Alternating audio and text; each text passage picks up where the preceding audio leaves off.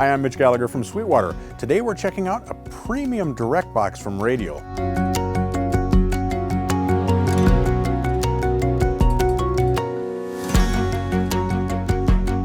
Today we're checking out the Radial HDI. Now this is a high-definition direct box that works well for bass, electric guitar, acoustic guitar, keyboards, pretty much anything with a 1/4-inch jack can plug into the front of this direct box and sound wonderful. But it even has a 3.5mm jack on the back panel, so you could use it with a Euro rack or a modular synthesizer system. The HDI was designed by Hutch Hutchinson, who's legendary in the pro audio industry for his gear designs. And it was designed to provide both a super clean, transparent direct box solution, as well as the opportunity to add more character to your sounds as you pass through. Now they did this using complex circuitry as well as premium, oversized, custom-designed Jensen transformers. We actually have 4 parallel circuits operating simultaneously inside the HDI, and you use the controls on the front panel to blend those together to get the overall result that you want. The HDI can be used standalone as a tabletop device, as I have it here next to me, or you can rack mount it, or in fact you can rack mount 2 of them together into 2 rack spaces, and it comes with the rack mounting hardware included. We have outstanding specs as far as the audio quality goes, with frequency response from 1 Hz to 100 kHz, and we actually have 112 dB of dynamic range. The HDI is also built to last with a 14-gauge steel chassis and a 1/2-inch thick aluminum front panel. Let's take a closer look.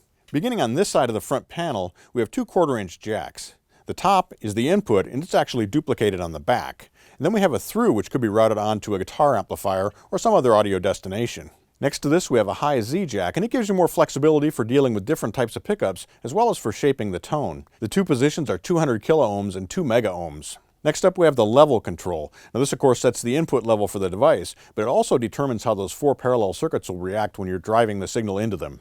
Next up we have the Opto Switch and its associated LED. That's a 3-position switch that allows you to tame harsh transients, to control peaks, and overall smooth out your sound a bit. The color control is very interesting. This is where we can add some of that character to our signal.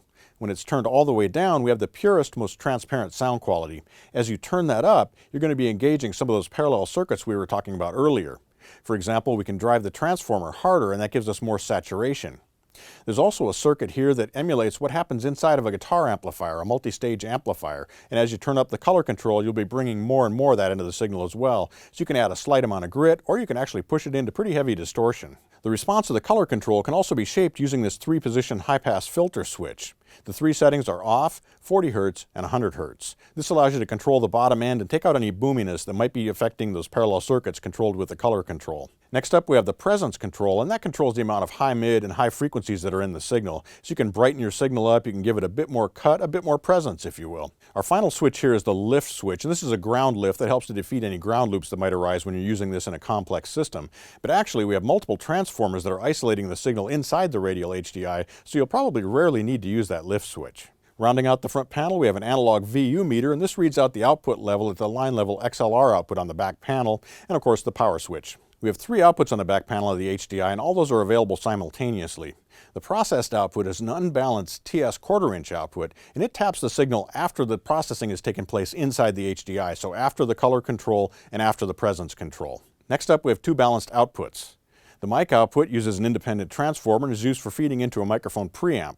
The line output, also balanced and on XLR, is used for feeding into a line level input, so you could use that straight into a converter or straight into a console without going through a microphone preamp. Finally, we have a pad switch for dropping the signal level down by 15 dB. I had a chance to take the Radial HDI home to my studio and put it through its paces using a variety of instruments. Let's check it out.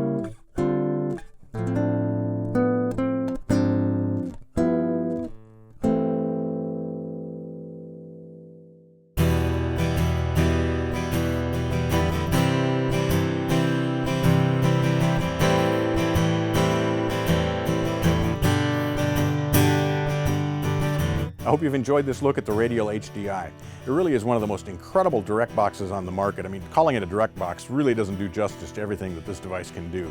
Really a cool addition to your studio. Thanks for joining me today. I'm Mitch Gallagher from Sweetwater.